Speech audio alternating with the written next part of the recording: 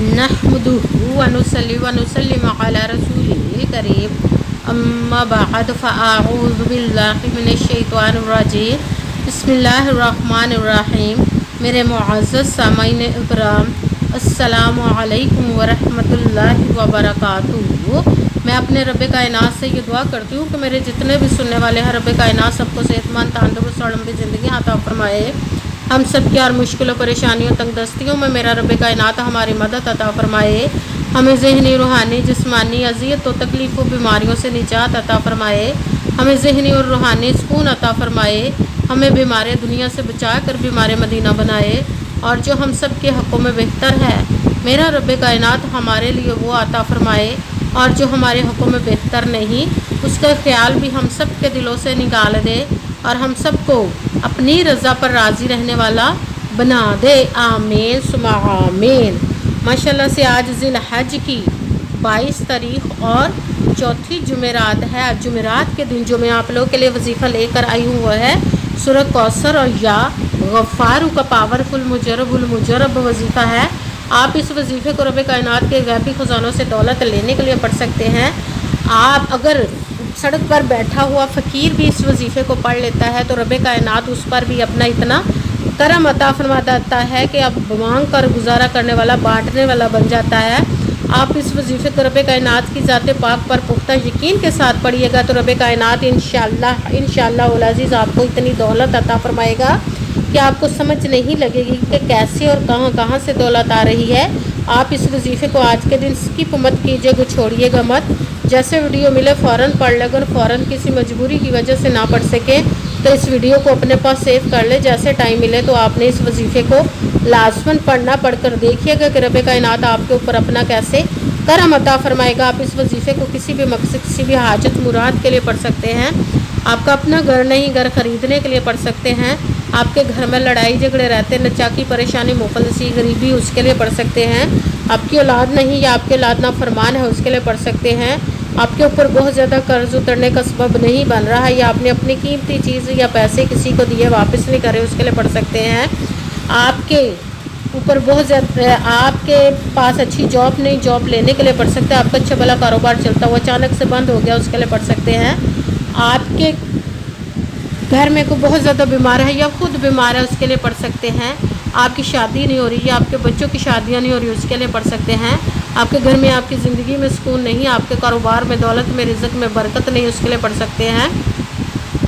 आपके ऊपर जादू टूना बंदिश नज़र बद हसद कुछ भी उसको ख़त्म करने के लिए पढ़ सकते हैं।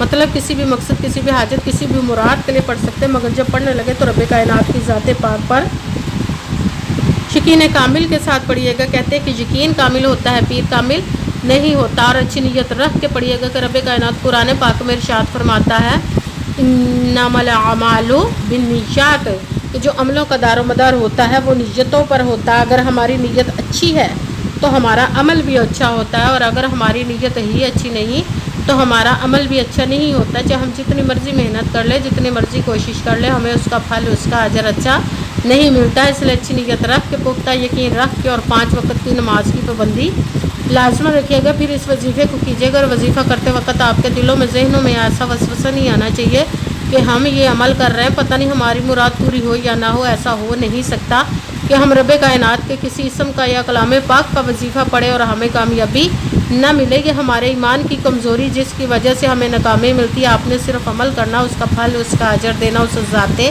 पाक का काम है, क्योंकि उसकी दस्ते कुदरत से कोई चीज़ बाहर नहीं। उसके कुन कहने की देर और फयाकुन हो जाता है। आपने अमल करने के बाद उसके कुन का इंतज़ार करना है।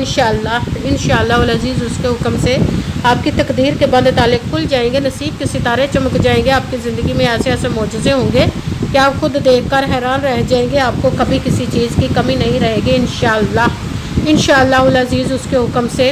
अगर वीडियो अच्छी लगे तो इसको लाइक ज़रूर कीजिएगा और आगे भी शेयर कर दीजिएगा ताकि किसी दूसरे को हमारी वजह से फ़ायदा पहुँचे तो हमारे लिए सदका जारिया बन जाए। जो नए हैं इस चैनल पर, इस चैनल को सब्सक्राइब कर लें, बेल आइकन को भी दबा लें ताकि मेरी अगली आने वाली वीडियो आप तक पहुंच सके। अगर कोई मुझसे किसी मसले के बारे में इस्तिहारा करवाना चाहते हो, किसी काम का हिसाब लगवाना चाहते हो, किसी काम के लिए वजीफ़े को पूछना चाहते हो, तो कुरान पाक ऑनलाइन पढ़ना चाहते हैं, महफिल मिलादुन नबी के लिए बुलवाना चाहते हो तो व्हाट्सअप का नंबर वीडियो पर चल रहा है। آپ لوگ مجھ سے رابطہ کر سکتے ہیں۔ اگر میرے بھائی یا بزرگ مجھ سے رابطہ کرنا چاہتے ہو تو واٹس ایپ پر وائس میسیج کر کے اپنا مسئلہ بتا سکتے ہیں۔ اگر بہنیں یا مائیں مجھ سے رابطہ کرنا چاہتی ہو تو واٹس ایپ پر وائس کال کر کے مجھ سے بات کر سکتی ہیں، اپنا مسئلہ بتا سکتی ہیں۔ آپ نے وظیفہ کرنے سے پہلے کمنٹس میں اپنا نام، جہاں پر رہتے ہو جگہ کا نام اور اللہ پاک ایک نام ضرور لکھنا ہے، تاکہ میں بھی آپ لوگ کے لیے دعا کر سکوں۔ پھر وظیفے کی بھی آپ لوگ کو اجازت مل جائے گی۔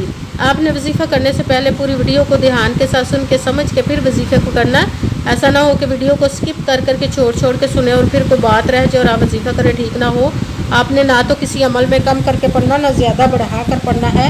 اگر کم یا زیادہ کر دیتے تو وہ ہمارا وظیفہ ٹھیک نہیں ہوتا، ہمیں کامیابی نہیں ملتی۔ اس لیے آپ نے مکمل وظیفہ جس تعداد اور جس ترتیب کے ساتھ میں بتانے لگی ہوں، اسی تعداد اور اسی ترتیب کے ساتھ آپ نے اس عمل کو پڑھنا ہے۔ آپ اس عمل کو آج کے دن کسی بھی جگہ پر بیٹھ کر پڑھ سکتے، گھر میں، آفس، مدرسہ، یونیورسٹی، کالج، شاپ پہ، مگر جب پڑھنے لگے تو بالکل خاموشی، توجہ، سکون کے ساتھ پڑھنا۔ وظیفے کے درمیان نہ تو آپ نے کسی سے بات کرنی، نہ اٹھنا، نہ فون استعمال کرنا ہے۔ اگر ہم وظیفے کے درمیان کسی سے بات کر لیتے یا اٹھ جاتے تو وہ ہمارا وظیفہ ٹھیک نہیں ہوتا، ہمیں کامیابی نہیں ملتی۔ اس لیے آپ نے مکمل وظیفہ پڑھنے کے بعد کسی سے بات کرنی، اٹھنا یا کہ فون استعمال کرنا ہے۔ آپ اس عمل کو آج کے دن کسی بھی وقت پڑھ سکتے، کسی بھی نماز کے ساتھ پڑھ سکتے، نماز کے علاوہ بھی پڑھ سکتے ہیں۔ اگر نماز کے ساتھ پڑھ رہے تو نماز مکمل پڑھنے کے بعد دعا مانگنے کے بعد آپ نے اس عمل کو پڑھنا ہے۔ اگر نماز کے علاوہ پڑھ رہے تو باوضو ہو کر ایسی جگہ پر بیٹھ کر پڑھنا جب بالکل خاموشی، توجہ، سکون کے ساتھ آپ اس عمل کو پڑھ سکیں۔ جب عمل کرنے کے لیے بیٹھ کے تو سب سے پہلے آپ نے ایک مرتبہ درود پاک پڑھنا، کوئی سا بھی درود پاک پڑھ سکتے ہیں، مگر درود ابراہیمی جو نماز میں پڑھا جاتا ہے وہ والا درود پاک پڑھ لیں تو زیادہ بہتر، ورنہ کوئی سا بھی درود پاک آپ پڑھ سکتے ہیں۔ درود پاک پڑھنے کے بعد آپ نے ایک مرتبہ اعوذ باللہ من الشیطان الرجیم بسم اللہ الرحمن الرحیم پڑھ کر اپنے مقصد کی نیت کر لینی جس کے لیے آپ اس عمل کو پڑھنے لگے ہیں۔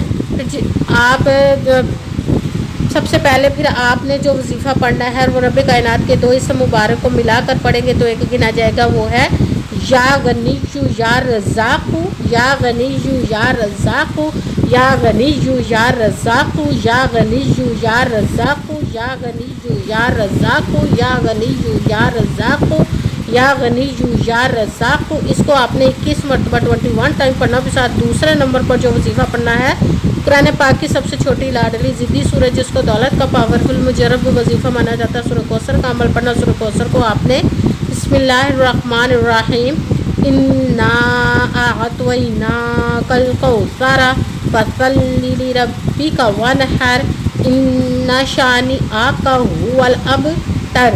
بسم اللہ الرحمن الرحیم انا اعطیناک الکوثر فصلی لربک وانحر ان شانئک ھو الابتر۔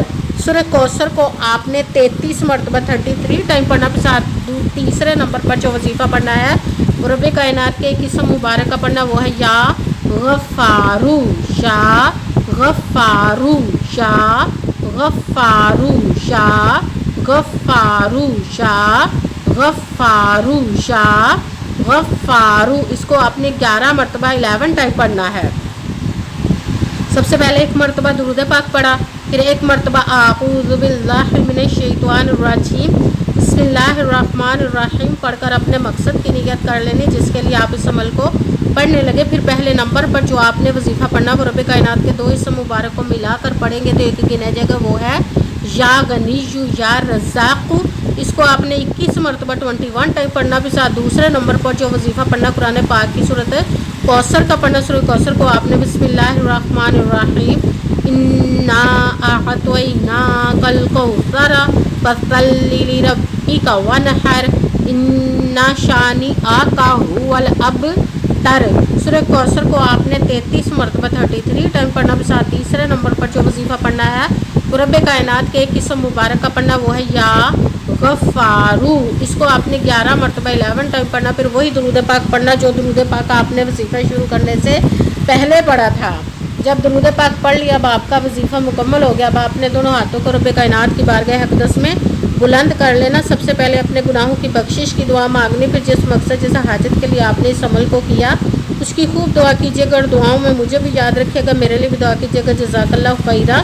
جس مقصد جیسا حاجت کے لیے آپ نے اس عمل کو کیا، رب کائنات اپنے حکم سے اپنے پیارے محبوب کے صدقہ سے، اپنے کلام پاک اور اس میں مبارک کے صدقے آپ کی تمام نیک اور جائز حاجات کو قبول و منظور عطا فرمائے انشاءاللہ العزیز اپنے حکم سے، آمین ثم آمین۔ السلام علیکم ورحمۃ اللہ وبرکاتہ۔